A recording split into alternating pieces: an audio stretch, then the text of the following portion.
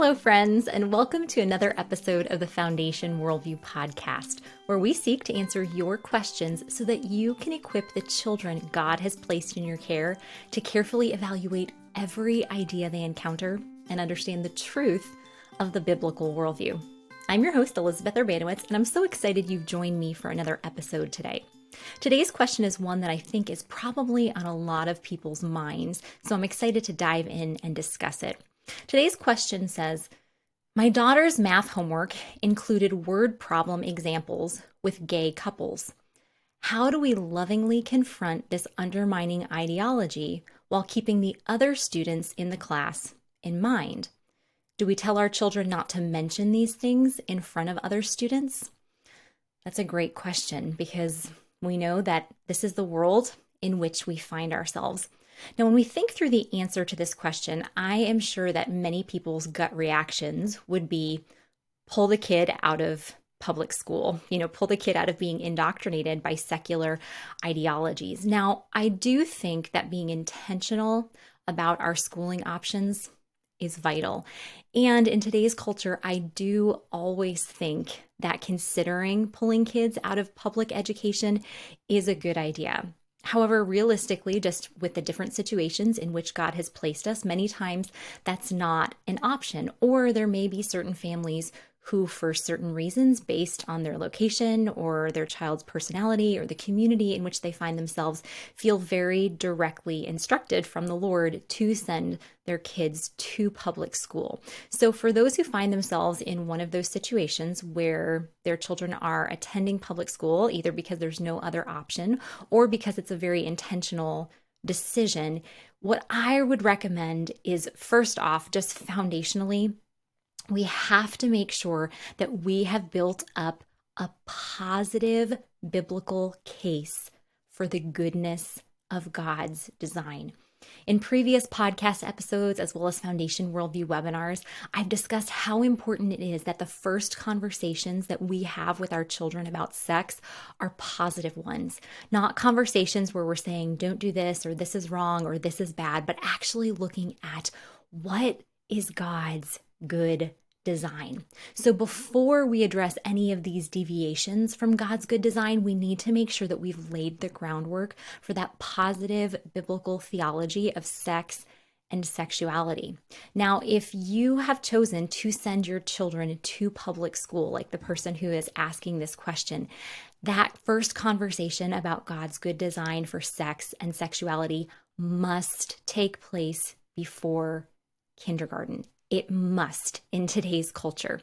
Now, in many areas across the country, even in kindergarten and preschool, there are books being read just about different kinds of families, about two mommies or two daddies. There are books being read about transgenderism and being able to choose your own gender. So it's so foundational that if our children are going to be exposed to these things, we have to have built up the positive biblical theology before they're exposed to these deviations from God's good design. We have to make sure they have that positive understanding and that we are the ones who talk with them about this subject first.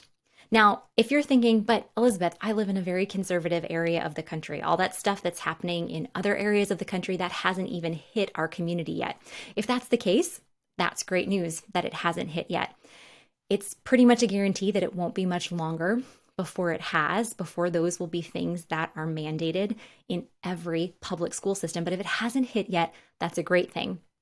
However, I would say even if you live in a very conservative area of the country, you still need to have these conversations with your child before he or she enters kindergarten. I grew up in the 90s. I started kindergarten in the 90s. And so, this whole sexual revolution was not front and center quite as much then as it is today. However, even in my kindergarten classroom in the early 90s, I was confronted with students in my classroom talking frequently about sex and sexuality. In fact, one of my first memories of this was playing outside on the playground during recess in kindergarten, and one of the students in my classroom coming up and telling me that one of the little boys in my classroom had said that he had wanted to have sex with me. Now, can you imagine what would have happened if my mom had not already had conversations with me about God's good design for sex and sexuality. If I was a clueless little kindergartner, I probably would have said, "What's that?" And then can you imagine the explanation that I would have gotten from a kindergarten boy who had already been exposed to a lot? I would have then come home and hopefully had a conversation with my mom, and she would have had to do a lot of damage control. And my first understanding of sex and sexuality would have been a very negative one. But praise God, my mom had already had a sex talk with me and talked about God's good design. And so my response on the playground to the student that came up to me was, "Well, you can tell him I said no, sex is only for a husband and a wife." And then I moved on with my day. So it's so important that we have these conversations.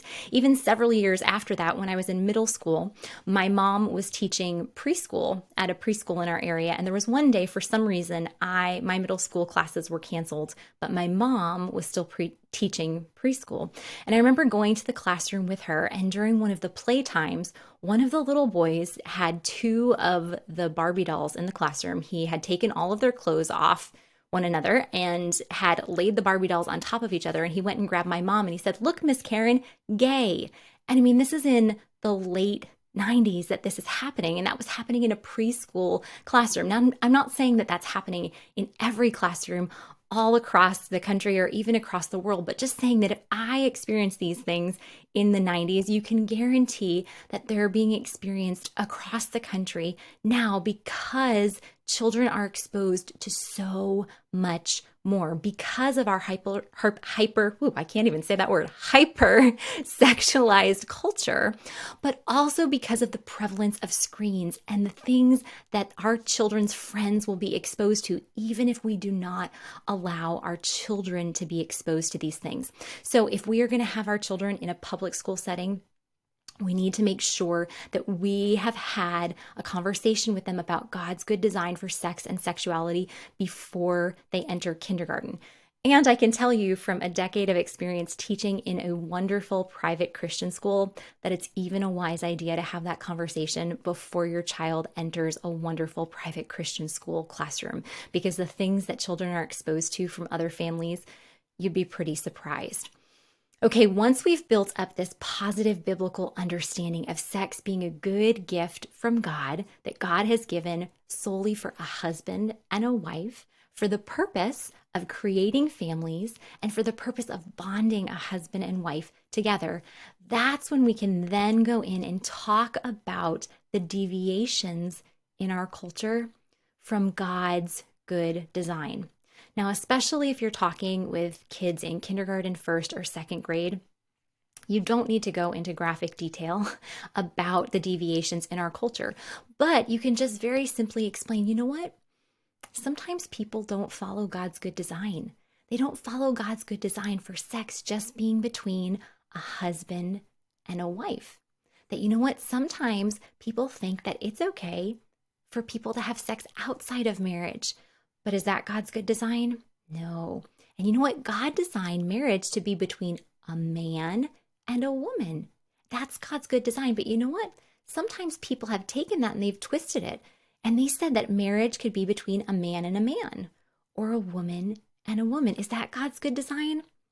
No. Okay, so just explaining these basic things to your kids, but then giving them a game plan for when they do encounter them. Because if you're talking to a child between the ages of 3 and 7 years old, you can pretty much be guaranteed that whenever they come across some form of sexual deviation, it's going to come out of their mouth. "My mommy said that's not God's good design." And while that is true, that we know from scripture that any form of sexual deviation that's outside of marriage between a man and a woman is not God's good design, speaking the truth in love is something we want to do very carefully, not just have our children blurt out what mommy or daddy said.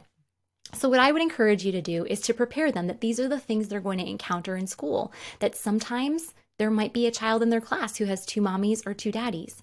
Or there might be a problem that comes up in their math class about 2 mommies or 2 daddies, or there might be a book read in their class. And then give them a game plan for moving forward when they encounter that. And what I would suggest is coming up with some kind of secret code that you can have just between you and your child. And this secret code will just be something that they can say in their minds, and you can say in your mind anytime you see a deviation from God's good design. So the secret code could be something like, okay, every time your teacher reads you a book about two mommies or two daddies, or you see, a word problem about two mommies or two daddies, this is what we're going to say right away in our minds. God created marriage for one man and one woman, and sex is only for marriage. God's design is so good. And then practice saying that over and over and over and over and over again. It doesn't have to be exactly that, but just something about God's good design. Practice saying it over and over and over and over again. And so that way it can just be something that where you're actually catechizing your children. Okay, you're actually teaching them to speak the truth anytime they encounter error. And so anytime they encounter that just in their mind, they can think, oh, God designed marriage for one man and one woman, and sex is only for marriage. God's design is so good. And then you can talk about how, when this comes up in class, you're not going to say this out loud. You're just going to say it in your mind. But when you come home, as soon as you come home, I want you to tell me exactly what you saw in school today. And then we'll have an opportunity to say our secret code together. So turn it into something like a game where you're having the opportunity to really catechize your son or your daughter in the truth. Then if you're working with older children, if you're working with children 8 on up, I would suggest that you just read through Romans 1 together. So after you've built up that positive biblical theology, explained some of the sexual deviations from God's good design in our society, then read through Romans 1 together and just talk through how everything that we're seeing in our society is just the natural, logical outworking of a culture that has exchanged worship of the Creator for worship of the creation. That's what Romans 1 says, that when we exchange the truth of God for a lie and worship and serve the creature rather than the Creator, that God gives us over to a debased mind, to the dishonoring of our bodies among one another. And so discuss how the main problem here in our society is not that we are sexually deviant. It's not that we have turned away from God's good design. Is that a problem? Yes, that's a big problem. But the main problem, the root of the issue, is found in Romans 1:20, that what is clearly known about God, can be clearly seen through creation, people have abandoned. So the main problem is not sexual sin. The main problem is the problem of people not being reconciled to God, of people wallowing in the sin of unbelief. So we want to help our kids see that what we see in our society, the Bible has already told us about. It's already shown us that this is the natural outworking of a society that is serving itself rather than serving God, a society that is suppressing the truth. And then we also want our kids to see that our goal as Christians is not to convince everyone that they need to become heterosexual and that they need to enter into a one-man, one-woman marriage. Would it be great if people agreed with that? Yes, but the primary root issue is that people are not reconciled to God, and that's what we want to focus on. We want to focus on sharing the truth of who God is, of his goodness and his love and his justice, the weight of our sin and how that separates us from God and puts us under God's wrath, and then how God has made reconciliation and forgiveness possible through the life, death, resurrection, and ascension of Jesus. So if you're working with older kids, go through that and make sure that you show them that this is what God has already clearly outlined in his word. Just before we wrap up, just one final thought. If you have made the decision to send your children to public school, one thing I want you to think of is that it is vital. It is vital that you make sure that you are spending more time discipling your children than the public school system is. And that means that you're going to have to be very intentional in after school times. I mean, Jesus has said, that when a disciple is fully trained, he will become like his teacher. So if our children are spending 7 to 8 hours a day in a secular environment where they're really being catechized in the ways of the world, we need to be intentional about what are we doing in the after school times? What are we doing in the before school times? What are we doing over the weekend to make sure that we are having more input into our children's lives than in the secular education system in which we have placed them. So again, I'm not saying that pulling kids out of public school is the right option for everyone, but just if public schooling is the option that we have chosen, we need to make sure that we are spending more time discipling our kids than the secular education system is in our country. Well, that's a wrap for today's episode. As always, if you have found this content beneficial, we ask that you would consider liking, subscribing, writing a review, and also just sharing it within your sphere of influence. We want to be able to reach as many people as possible so that we can equip the next generation to know and follow the truth. As always, my prayer for you as we leave this time together is that God would richly bless you as you continue to faithfully disciple the children He's placed in your care. I'll see you next time.